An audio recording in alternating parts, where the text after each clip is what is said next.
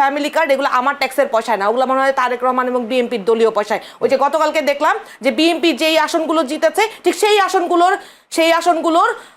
যেই কনস্টিটিউয়েন্সি, সেই বরাদ্দগুলো ঠিক সেই আসনের মানুষগুলাই পাচ্ছে, সেই অন্য আসনের মানুষ। ওই যে রাশেদ ভাই একটা আসনে নির্বাচন করেছিলেন, সেই আসনে উনি বিএনপির পক্ষ হয়ে নির্বাচন করেছিলেন। আমি জানতে চাই যে উনার কনস্টিটিউশন মানুষগুলোর কি হয়। যারা বিরোধী দলের এমপি তাদের আসনগুলো তো বরাদ্দ দেওয়া হয়েছে, কিন্তু এইটা তারা চোখে দেখে নাই, কারণ তাদের চোখ থাকতেও তারা অন্ধ।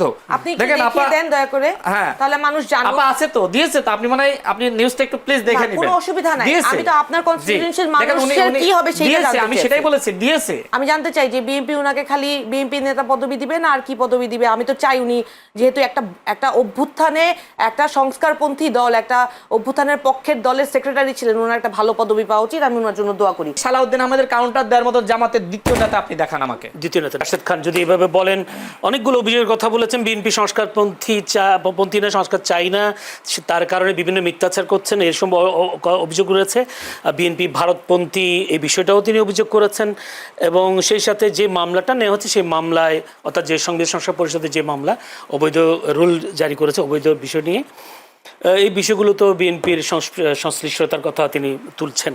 আপনারা কি বলবেন আসলে, বিএনপি কেন সংস্কার চায় না, কি বলে উনি আপনার বক্তব্য? দেখেন, নির্বাচনের আগে যখন জামাত এবং এনসিপি তাদের নির্বাচনের প্রচারণা করছিল, সেই সময় তারা বারবার বলছিল বিএনপি সাদাবাদ, বিএনপি সংস্কার বিরোধী। এই কথা বলার পরেও, এই ন্যারেটিভ সৃষ্টি করার পরেও এদেশের জনগণ বিএনপিকে ভোট দিয়েছে। এখন তারা যে ন্যারেটিভ দাঁড় করানোর চেষ্টা করছে, গণভোটে তো রায় দিয়েছে, ন্যারেটিভ একই ন্যারেটিভ। তো এদেশের জনগণ এই ন্যারেটিভ আসলে খায় না, যে কারণে এদেশের জনগণ কিন্তু জামাত এবং এনসিপিকে ক্ষমতায় বসায়নি। আমি আপাকে প্রশ্ন করেছিলাম যে আপনারা কি ক্ষমতায় যেতে চান? দেখেন, তিনি বলছেন সবার আগে সংস্কার, সবার আগে বিচার। তো সংস্কার এবং বিচার শেষ না করে আপনাদের এনসিপির আহ্বায়ক জনাব নাহিদ ইসলাম কেন পদত্যাগ করলেন? এত সংস্কারের কথা, এত বিচারের কথা বলেন। আপনাদের আরেকজন উপদেষ্টা আসিফ মাহমুদ, এরপরে আপনার মাহফুজ আলম, তারাও তো সরকারে ছিল, কেন সংস্কার এবং বিচার শেষ করতে পারলো না? তাহলে কি ব্যর্থতার দায় আপনারা নেবেন না? আপনাদের আহ্বায়ক নাহিদ ইসলাম সাহেব, আসিফ মাহমুদ, মাহফুজ আলম, তারা যে শপথ নিল, কার হাতে শপথ নিল? আমার হাতে। আমি রাষ্ট্রপতি ছিলাম সেই সময়, আমার হাতে তো শপথ নেন নাই। শপথ নিয়েছেন কার হাতে? যাকে আপনারা অবৈধ বলছেন, যাকে আপনারা ফ্যাসিবাদের দোসর বলছেন, তার মানে কি ওই ফ্যাসিবাদের দোসরকে আপনারা আবার শপথ নেওয়ার মাধ্যমে স্বীকৃতি দিয়েছেন। যে সংবিধানকে আপনি বলছেন মানেন না, সেই সংবিধান মেনে শপথ নিয়ে আপনি এই সংবিধানকে আবার বহাল রাখার জন্য আপনি কাজ করেছেন। ভাই, 6 মাস পরে, 1 বছর পরে এসে বলেন আমার ভুল হয়ে গেছে, থুক্কু। এটা কি পোলাপানের খেলা নাকি? যে আপনি বললেন যে আমি এখন খেলতে পারতেছি না, হ্যাঁ ক্লান্ত হয়ে গেছি, আমি ঘরে যে ঘুমাবো, এটা তো হয় না। এটা তো রাষ্ট্র পরিচালনা করা।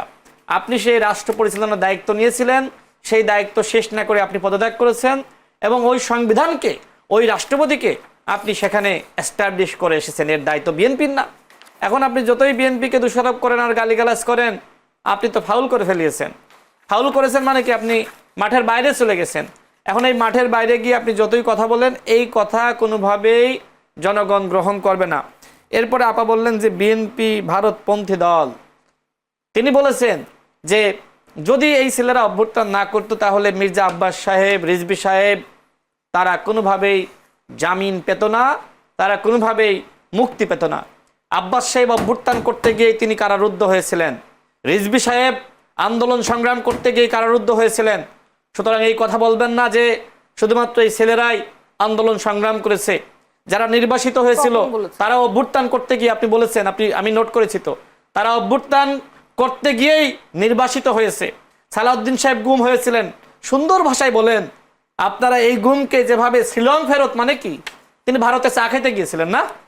এদেশে সব থেকে বেশি গুম এবং খুন যদি কোনো দলের হয়ে থাকে সেটা বিএনপি। জামাত ইসলামের অবশ্য হয়েছে, কিন্তু আজকে যেভাবে আপনি বিএনপিকে ভারতপন্থী দল বললেন, সেই আমি নাসিরউদ্দিন পাটোয়ারি যে কথা বলেছিল জামাতকে নিয়ে, আজকে আপনি সেই একই ধরনের আচরণ করলেন। আপা, এটা অত্যন্ত দুঃখজনক। বিএনপির যিনি চেয়ারপারসন ছিলেন, আল্লাহ তাকে বেহেশত নসিব করুক, দেশনেত্রী বেগম খালেদা জিয়া, তিনি যেভাবে আধিপত্যবাদ এবং আগ্রাসনের বিরুদ্ধে কথা বলেছেন, এই দেশের মানুষকে উৎসাহ এবং অনুপ্রাণিত করেছেন, এই কথাগুলো যেভাবে মানুষের কাছে মিডিয়ার কাছে উত্থাপন করে গেছেন আমাদের ভাই শহীদ উসমান হাদি, তিনি কি বিএনপিকে ভারতপন্থী দল বলেছেন? হ্যাঁ, বিএনপি একটা রাজনৈতিক দল।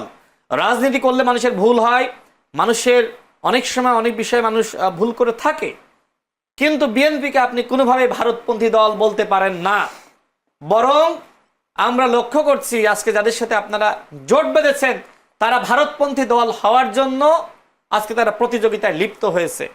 আপনারা হয়তো ভারতের আগ্রাসনের বিরুদ্ধে কথা আগে বলেছেন, এখন হয়তো কিছুটা কম বলবেন, যেহেতু এখন সংসদীয় রাজনীতির দিকে আপনারা চলে গেছেন। দেখেন, ভারত আমাদের একটি প্রতিবেশী রাষ্ট্র, ভারতকে তো আমি ইগনোর করতে পারি না, কিন্তু ভারত যদি এদেশে আধিপত্যবাদ এবং আগ্রাসন চালানোর ক্ষেত্রে চেষ্টা করে, সে বিষয়ে বিএনপি সবসময় কথা বলেছে। এখন ভারতের সাথে কি আমি যুদ্ধ বাঁধাবো? আপনাদের সেই মাহফুজ আলম ভারতের সাথে যুদ্ধ সৃষ্টি করতে চেয়েছিল, বিএনপি একটা পরিশুদ্ধ একটা অভিজ্ঞ রাজনৈতিক দল, বিএনপি কোনোভাবেই প্রতিবেশীর সাথে যুদ্ধ তৈরি করতে পারে না। এর মধ্য দিয়ে তো বাংলাদেশের জনগণ ভালো থাকবে না। বিএনপি ন্যায্যতার কথা বলে, সাম্যের কথা বলে। বিএনপির যিনি মাননীয় স্বরাষ্ট্রমন্ত্রী, তিনি কি বলেছেন? তিনি বলেছেন যে সীমান্তে যেন আর কোনো হত্যার ঘটনা না ঘটে। আপনি বিএনপির কাছ থেকে কি এটা প্রত্যাশা করেন নাই? বিএনপির যিনি মাননীয় চেয়ারম্যান, বাংলাদেশের মাননীয় প্রধানমন্ত্রী, দেখেন তিনি যেভাবে পরিবর্তনের রাজনীতি বাংলাদেশে শুরু করেছেন, তিনি তো তার বাবা এবং মায়ের নামে জিকির করেন না, তিনি তো এই প্রটোকল নিয়ে ঘরেন না। বাংলাদেশের প্রধানমন্ত্রী এই জেমে চড়ে যাবেন, জনগণের সাথে তার সম্পৃক্ততা তৈরি হবে, এটা আপনি কল্পনা করতে পেরেছিলেন? আজকে প্রধানমন্ত্রী যেভাবে কাজগুলো করছেন, প্রশংসা করেন। ফ্যামিলি কার্ড, আপনারা বলেছিলেন ফ্যামিলি কার্ড ভুয়া। আমি দেখেছি হাসনাত আব্দুল্লাহ থেকে নাহিদ হোসেন, জামাতের অন্যান্য নেতারা, এমনকি যে ডাকসুর ভিপি, তারাও বলেছিল ফ্যামিলি কার্ড নাকি কিসের, তো ডাক্তার ফ্যামিলি কার্ড। আজকে দেখেন এইসব মানুষের বক্তব্যগুলো, আমি শেষ করে 1 মিনিটে, এইসব মানুষের বক্তব্যগুলো ভুয়া হয়ে গেছে। আজকে তারেক রহমান তিনি কিন্তু ভুয়া হননি, তিনি যা বলেছিলেন তাই করছেন। তিনি কৃষি কার্ডের কথা বলেছিলেন, সেটি করছেন। ইমাম এবং মুয়াজ্জিব, তাদের তিনি সম্মানের কথা বলেছিলেন, সেটি তিনি করছেন। আজকে দেখেন সচিবালয়ে 9টার সময় বাংলাদেশের প্রধানমন্ত্রী যাবেন, প্রতিনিয়ত সচিবালয়ে তিনি সেখানে অফিস করবেন, এটা কল্পনা করতে পেরেছিলেন? আজকে জনাব তারেক রহমান যা যা তিনি করতেছেন, ভবিষ্যতে করবেন, আপনারা তার ধারে কাছেও যেতে পারবেন না, সেটা পারেননি। শিখেছেন ভাই, যদি এই কথাটা না বলি, আপনি আমার বিরুদ্ধে অভিযোগ আনলো যে পরবর্তী পা আসবো আপনার কাছে, আপনি নোট রাখেন। অ্যাডভোকেট হুমায়রা নূর, যদি কালকে তো আপনাদের যে হুঁশিয়ারি ছিল, এখন কি করবেন আসলে? সংবিধান সংস্কার পরিষদ অধিবেশন তো ডাকা হলো না, 30 দিনও চলে গেল, আপনাদের অবস্থান কি? আচ্ছা, আমি রাশেদ ভাই উত্তর দিয়েন পরে, আমি বলে নিই, আমি যে প্রশ্নটা রেখে যাই। ধরেন উনি এইখানে আলোচনাটা হচ্ছে সংস্কারের, আলোচনাটা হচ্ছে সংস্কারের ইস্যুতে, কিন্তু আমি দেখলাম যে উনি বিএনপির বন্দনায় উনি ভেসে যাচ্ছেন। কিন্তু উনি, আমি আপনাদেরও বন্দনা করেছি, জুলাই অভ্যুত্থানে সবাই অংশগ্রহণ ছিল, সেইটাও বলেছি, সেটা আপনি ভুলে গিয়েছেন, শুনেন নাই। কিন্তু আমি হ্যাঁ, এখানে অনিয়ার আছে, সবাই রিপিট করলে শুনতে পারবে। আমি জানতে চাই যে বিএনপি উনাকে খালি বিএনপি নেতা পদবি দিবে না আর কি পদবি দিবে? আমি তো চাই উনি যেহেতু একটা অভ্যুত্থানে, একটা সংস্কারপন্থী দল, একটা অভ্যুত্থানের পক্ষের দলের সেক্রেটারি ছিলেন, ওনার একটা ভালো পদবি পাওয়া উচিত, আমি ওনার জন্য দোয়া করি। আচ্ছা, উনি বলেছেন নাহিদ ইসলাম কেন পদত্যাগ করলেন? নাহিদ ইসলাম একটা উপদেষ্টার পদে থাকা অবস্থায় এই সংস্কারের জন্য, বাংলাদেশের জন্য, মানুষের জন্য সে এত বড় পদবীর লোভ লালসা, সেই চেয়ার ছেড়ে দিয়ে বাংলাদেশের মানুষের জন্য যেই রাজনীতিটা করতে এসেছে, আজকে সেই রাজনীতিটাই নাহিদ ইসলাম করবে, সেই রাজনীতিটাই নাহিদ ইসলাম স্ট্যাবলিশ করবে। এবং এই সংস্কার বাস্তবায়নের জন্য শেষ পর্যন্ত যত দূর যাওয়া লাগে, এই মানুষের রায় বাস্তবায়ন করার জন্য, গণরায়, এই ম্যান্ডেটকে বাস্তবায়ন করার জন্য মানুষকে সম্পৃক্ত করে যা যা করা লাগে ঠিক তাই করবে। এবং মানুষ এই নাহিদ ইসলামকেও ভোট দিয়ে জিতিয়েছে, জনাব তারেক রহমানকেও ভোট দিয়ে জিতিয়েছে।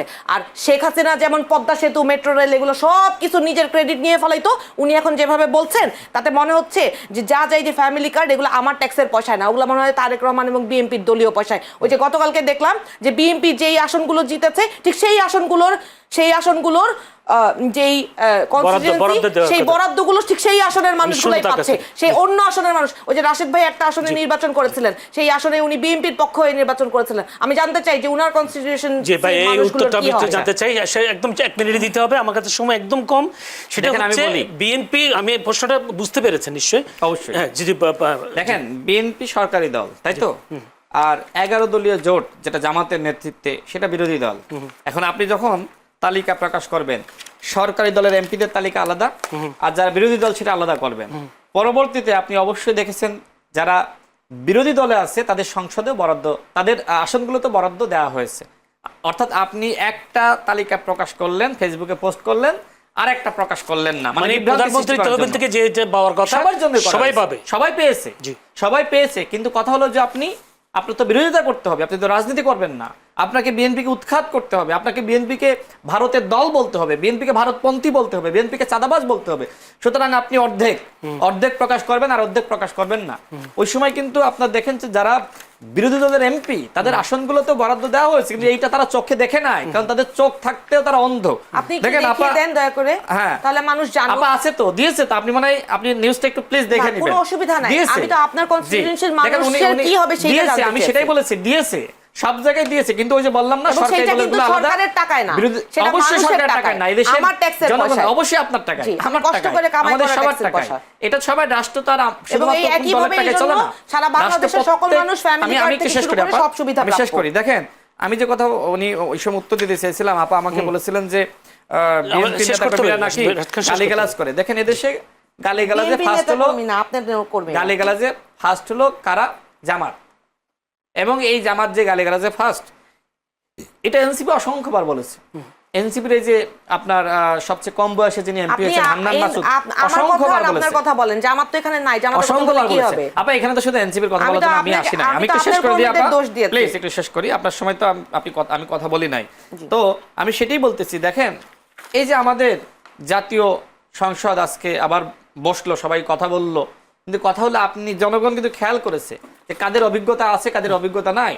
আমার দেশ পত্রিকা, যে পত্রিকা সবসময় জামাত ইসলামকে মানে সবসময় প্রশংসা করে, সেই পত্রিকা একটা নিউজ প্রকাশিত হয়েছিল যে অনভিজ্ঞতায় ভুগছে জামাত। জি, আমি মনে এই জায়গা থেকে রাখেন, আমি জামাতের এই জি। পারফরম্যান্স নিয়ে যা- সবাই অসন্তুষ্ট। আমি দেখলাম যারা জি। জামাতপন্থী লেখক রয়েছে, আমরা একটা ছোট্ট অ্যাক্টিভিস্ট একটা রয়েছে, জি, ছোট্ট তারাও একটা কিন্তু আজকে বিরক্ত হচ্ছে যে জামাত কেন পারফর্ম করতে পারছে না। আমি বলি, জি। দেখেন শিশির মনির সাহেব যদি এমপি হতেন তাহলে তিনি কিন্তু ভালো করতেন। ওকে ভাই। জামাতের দ্বিতীয় একজন ব্যক্তি দেখান তো সংসদে ভালো কথা বলে, আজকে জনাব সালাউদ্দিন আহমেদ, মানে যে কোনো আপনি বললেন না, যোগ্য লোক নেই। যে সালাউদ্দিন আহমেদ কোনো যোগ্য লোক আরেকটি নেই। সংবিধান, তো সেই সালাউদ্দিন আহমেদের কাউন্টার দেওয়ার মতো জামাতের দ্বিতীয় নেতা আপনি দেখান আমাকে। দ্বিতীয় নেতা নেই আমার কাছে। শেষ দুইজনকে আমি শুধু অসংখ্য ধন্যবাদ। একটা শব্দ বলে দেখি, যে এই যে উনাদের অভিজ্ঞতাকে সম্মান করেছি, এই সম্মানের খেসারত আজকে দিতে হচ্ছে যে জুলাই গণ অভ্যুত্থানের এতগুলো শহীদের রক্তের উপরে দাঁড়িয়ে থেকে তারা সংস্কারকে নাকচ আপা, করে আপনি দিতে বলেছিলেন চায়। যে বিএনপির ধন্যবাদ, উপর অসংখ্য আস্থা ধন্যবাদ। বিশ্বাস রেখে ভুল করেছি। জি, রাশিদ 30 খান, সেকেন্ডে। আমার সময় নেই। বিএনপির উপর আস্থা বিশ্বাস রেখে ভুল করেছি। দেখেন, সরকারটা কিন্তু আপনারা গঠন করেছিলেন, অন্তর্বর্তীকালীন সরকারের প্রত্যেকটা উপদেষ্টা